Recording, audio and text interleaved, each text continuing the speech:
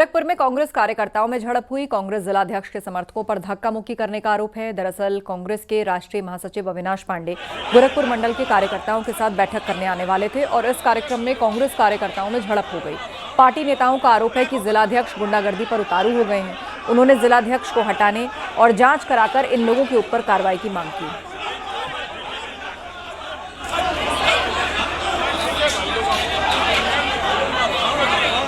के लिए काम करिए आप लोग, और कांग्रेस मजबूत होगी तभी हम लोग सत्ता में या लड़ाई लड़ सकते हैं। बाकी केवल स्लीपर सेल की अगर मजबूती होगी तो कांग्रेस खोखला हो जाएगा। बस इतना कहना था कि विनोद पांडे और शिरीष उपाध्याय और कलंजर त्रिपाठी राजेश तिवारी के इशारे पर अभद्रता करना शुरू करे, हाथापाई करना शुरू कर दी। हेलमेट से भी मारे, मुझे गाली देकर कार्यालय से मुझे भगा दिया गया कि भाग जाओ मेरा कार्यालय। ये दुर्भाग्यपूर्ण घटना थी। पंचायत चुनाव की वोटिंग के दौरान बारिश की वजह से मतदान प्रभावित होने पर निर्वाचन आयोग ने वैकल्पिक व्यवस्था की और इसके लिए डेट जारी कर दी। 24 जुलाई को पहले फेज में बारिश की वजह से जिन पोलिंग स्टेशंस पर वोटिंग नहीं होने की दशा में, उन स्टेशंस पर दूसरे चरण के साथ 28 जुलाई को मतदान होगा और इसी तरह दूसरे चरण के होने वाले 28 जुलाई को मतदान के दौरान बारिश से जो स्टेशन छूट गए थे उन पर 30 जुलाई को वोटिंग होगी।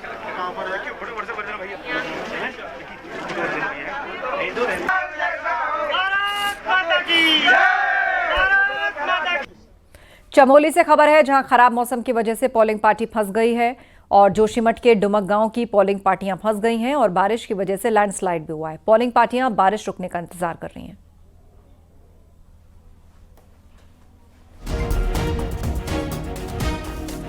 तो ये पोलिंग पार्टियां हैं जो अपने गंतव्यों तक नहीं पहुंच पाई। मौसम खराब हो गया, बारिश होने लगी, लैंडस्लाइड हो गई और खराब मौसम की वजह से ये पोलिंग पार्टियां फंस गई।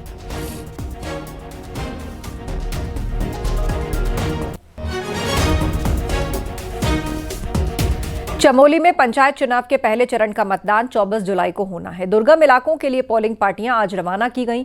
खराब मौसम के बीच दुर्गम इलाकों की पोलिंग पार्टियों को पहले ही पोलिंग बूथ भेजा जा रहा है। चमोली में पहले चरण में थराली, देवाल, नारायण बगड़ और जोशीमठ में मतदान होना है।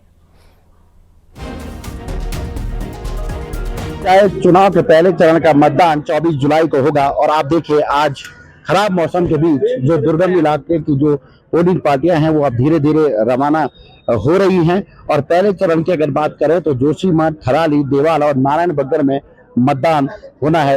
ऐसे में जो तैयारियां हैं वो अब मतदान को लेकर की जा रही हैं। मतदान स्थल के लिए पोलिंग पार्टियों को रवाना कर दिया गया है और आज अगर बात करें तो सबसे दूरस्थ इलाका जोशीमठ है। वहाँ पे डुमक और गणाई, भरकी, भेंटा, इसके अलावा द्रोणागिरी के लिए पोलिंग पार्टियों को आज रवाना किया गया है। और अगर प्रशासन की जिस तरीके की बात करें तो ग्रामीण इलाकों में जो सड़कें बाधित हो रही थी वहाँ पे खोल दी गई हैं, जेसीबी मशीनों को तैनात किया गया है। पंचायत चुनाव के लिए उल्टी गिनती शुरू हो गई है। पहले चरण का मतदान 24 जुलाई को होना है तो उम्मीदवारों ने भी प्रचार में पूरी ताकत झोंक दी है। नैनीताल के पहाड़ी ब्लॉक्स में पहले चरण के मतदान से पहले उम्मीदवार घर पर प्रचार के लिए पहुंच रहे हैं।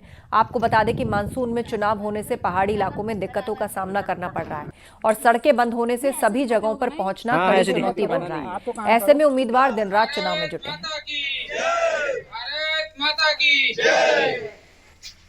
जिला पंचायत चुनाव चमोली में पंचायत चुनाव का प्रचार तेज हो गया है। भारत के प्रथम गांव माणा और नीति में बीजेपी के कार्यकर्ता लगातार अपनी अधिकृत प्रत्याशी के पक्ष में जनता से वोट मांग रहे हैं। जोशीमठ विकासखंड में 24 जुलाई को पहले चरण के लिए मतदान होना है।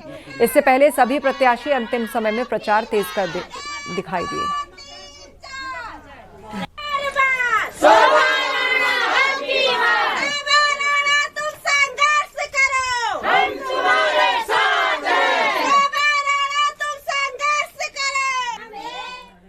प्रतापगढ़ में राष्ट्रीय ग्रामीण आजीविका मिशन में 1 करोड़ 4 लाख रुपए के घोटाले का मामला सामने आया। मामले का खुलासा होने के बाद विभाग में हड़कंप मचा है। जांच में दोषी ब्लॉक मिशन प्रबंधक रमानंद सिंह पर एफआईआर हुई है। बेल खरनाथ ब्लॉक में एनआरएमएल में तैनात ब्लॉक मिशन प्रबंधक रमानंद सिंह पर 1 करोड़ 4,21,000 रुपए के गबन का आरोप है। सहायक विकास अधिकारी कृष्ण कुमार की शिकायत पर दिलीपपुर थाने में सरकारी धन गबन का मुकदमा दर्ज किया गया है। वहीं बीबीएम पर फर्जी दस्तावेज तैयार कर स्वयं सहायता समूह की महिलाओं का सरकारी धन अपने निजी खाते में ट्रांसफर करने का आरोप है। आरोपी ब्लॉक मिशन प्रबंधक रमानंद को ब्लॉक से हटाकर मंगरौरा में अटैच कर दिया गया है।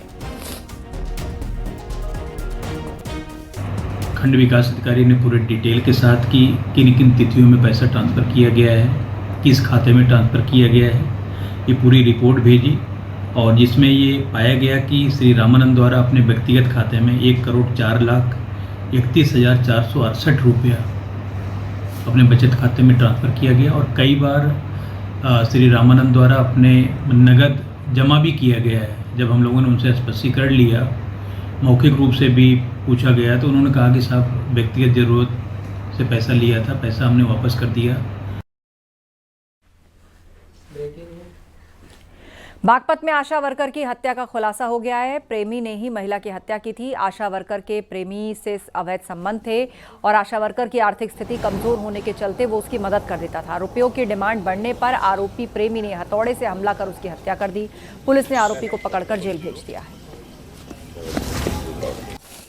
आज उसके मौसी के लड़के भूपेंद्र हिरासत में लिया गया है। उसने बताया कि हत्या मैंने कारित की है और वो मूल रूप से जनपद शामली का रहने वाला है और मलकपुर सिगर मिल में काम करता है।